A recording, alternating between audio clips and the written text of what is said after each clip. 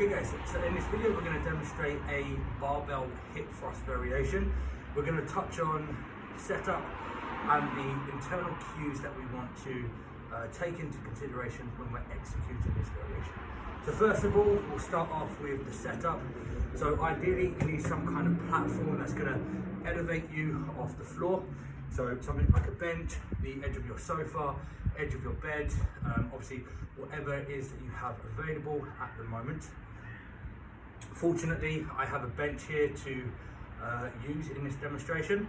And then second of all, obviously due to the circumstances, if you're having to train outside or in a garage like myself, and you've got a relatively wet surface, then if you want to use something just to help obviously protect your bum from getting wet, then do that. If not, embrace it. You know, it's only going to be a couple sets, and then afterwards you can get back into your nice warm home, have a nice warm shower, and warm yourself back up.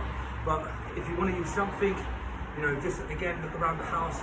I found myself a little pad here, so if you can find something similar to that, a couple of towels, a cushion, blanket, jumpers, whatever it may be, okay? And then we obviously have the barbell.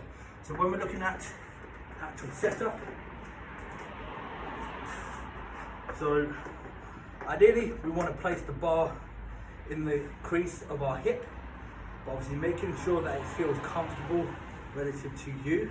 So if it needs to go a little bit lower down the thighs, push it a little bit lower down. If it needs to come a little bit higher, then obviously bring it up a little bit higher. Make sure that you feel comfortable as you're executing the movement. If you've got any kind of irritation or discomfort as you're executing it, then that's obviously going to distract you, and it's going to take you away from the internal cues and performing that exercise as efficiently as possible.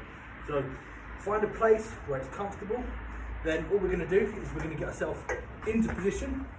Ideally with our feet placement, we want to create at least approximately a 90-degree angle of knee flexion. So as you can see here, I'm almost in that 90-degree angle of knee flexion. So we don't want to be out here like that, and we don't want to be all the way back here, okay? So approximately 90 degrees or a close proximity to that. So then all we're going to do now is initially we're going to go into hip flexion. So we're driving the hips downwards.